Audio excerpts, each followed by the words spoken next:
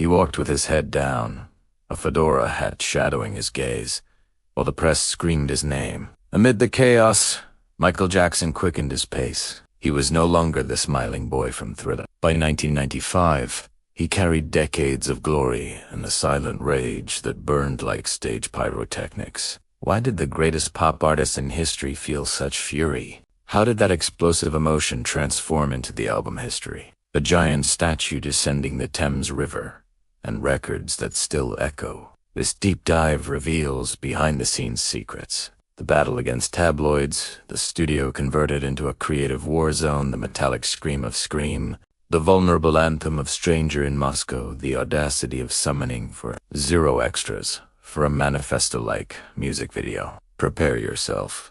You'll hear unreleased confessions from sound engineers, decipher clues hidden in album artwork, revisit courtrooms packed with cameras, cross continents chasing billion-dollar contracts, and understand how Michael's fury transformed into monumental art. If you think you know history, wait until you see the unreleased footage showing the King of Pop, demanding 27 takes of a single breath, interrupting recording sessions to watch, defamatory reports, and returning to the microphone with his voice filled with tears. In this video, every frame is a step through a labyrinth of emotions, music, politics, and choreographic genius. Stay until the end, because the final scene dismantles a myth that survived for nearly 3 decades. The countdown has begun. 5, 4, 3, 2, 1. When the spotlight faded after the Dangerous World Tour, Michael Jackson expected a brief retreat. Instead, he received headlines labeling him a monster, accusations, investigations, bloodthirsty talk shows. The singer, who had always responded with silence or a smile, decided to transform each slander into fuel. In personal journals from 1993, he wrote, "Don't let them break me. I will return in art."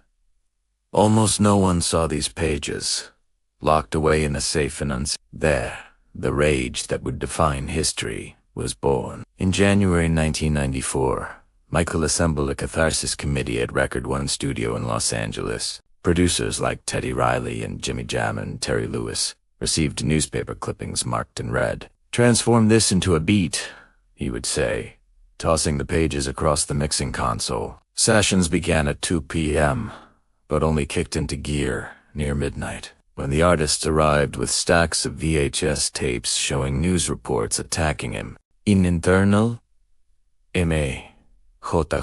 Production's documentation never officially released. Michael is seen in white gloves punching the air to the rhythm of "That you won't care about us," while screaming, "This is my answer." Rage became a percussionist. Trash cans, microphone cables snapped on the floor, banging on the studio door. Engineer Bruce Swedian recalled, "We recorded everything." Even his footsteps became the soundtrack. But the anger wasn't just noise. Michael dove into the Bible, speeches by Martin Luther King, and letters from Nelson Mandela. He wanted each track to be both an outpouring and an invitation to hope. That's why Earth's song rises from a whisper to an epic chorus. Scream explodes in industrial guitars. Childhood disarms with the sweetness of a carousel. The rage crackled, but the melody caressed. This contrast was intentional. "It is beauty that defeats the ugliness of hatred," he wrote on a sheet taped to the vocal booth. Outside the studio, the battlefield continued. Sony invested $30 million in marketing but demanded Jackson face tough interviews.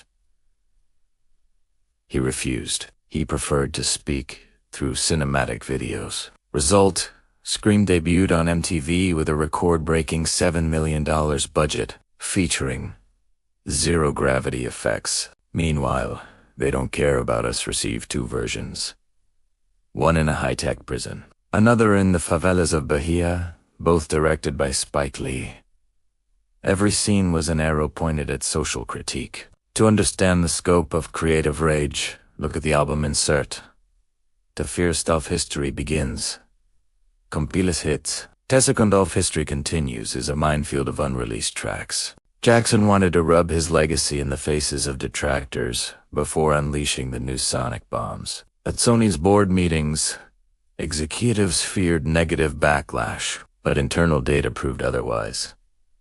Controversy boosted advance orders by 2.5 million before launch. Rage was already generating dividends. Everything in history demanded Physical Grandeur. The idea of the colossal statue began during a 3 a.m. conversation when Michael watched a documentary about Roman Empire. He wrote, "If Rome erected marble for Caesar, we will erect steel for history." Days later, he called Diana Volschak, a visual effects sculptor, and asked, "I want every pore of the face to look alive." 8 months followed. Laser scans, clay molds at full size, then reinforced fiberglass casting. Result, 33 feet tall, 2.5 tons, arms crossed, gaze fixed on the horizon. Sony commissioned 10 replicas, positioned in strategic capitals. The most famous, on the Thames River, blocked maritime traffic for hours while tugboats guided the 100-foot monster on barges. British newspapers reported a Martian invasion. Marketing strategy completed successfully. Global headlines without paying for ads. In Paris, the statue was escorted by armed patrols after rumors of artistic sabotage. In Milan, fans threw roses at the steel feet. Each installation was filmed and integrated into the History teaser trailer, directed by Rupert Wainwright, which replicated Soviet military troops, flags bearing the MJ crest. Critics accused him of personality cult. Fans saw resistance against hostile media. Either way, the world was talking. Behind the scenes, Michael controlled obsessive details. He ordered the statue Eschen incline altered by 1.7 degrees because pride must aim toward the future. A insisted on 72 xenon lights for the teaser, simulating an aurora borealis over a digital metropolis. Costs exceeded $3.5 million, but the campaign generated exposure valued at $120 million, according to Advertising Age magazine. 120 for the King of Pop. The aesthetic revolution also reached the album cover.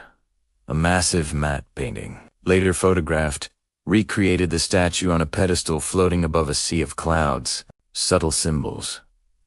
Tutankhamun's falcon. Spacecraft stars. Broken chains. Each icon represented victory over an obstacle-stolen childhood. Racial injustice made the apparent. Official books omitted these explanations, but designer David Nordell confirmed in a never-published interview that Michael controlled everything. Nothing there is random. It's encrypted autobiography.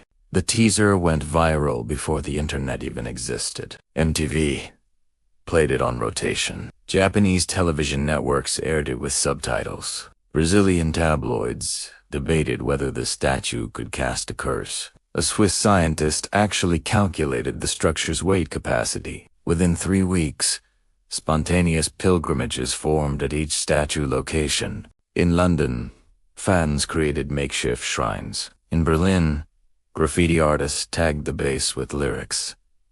The object became subject. The marketing became mythology. Released on June 20th, 1995, History debuted at #1 in 19 countries. It sold 2.4 million copies in its first week, breaking the global record for fastest-selling double album in history. But the press focused on the $29.98 price tag, the most expensive at the time. Critics called it greed, ignoring that the disc came with 2 CDs, a luxurious booklet, and interactive videos via CD-ROM. Jackson responded at a conference, "My art is not fast food." It became an instant headline. Controversies continued.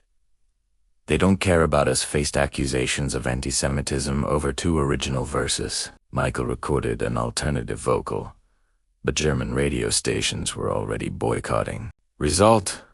The track became a protest anthem, especially in Brazil, where social movement leaders chanted it at rallies. Paradoxically, the controversy boosted sales in Latin territories. IFPI analysis showed a 37% increase in South America in the 3 weeks following. A song born from rage was reborn as resistance. On tour, the History World Tour 199,61997 broke the record for paid attendance. 4.5 million tickets sold.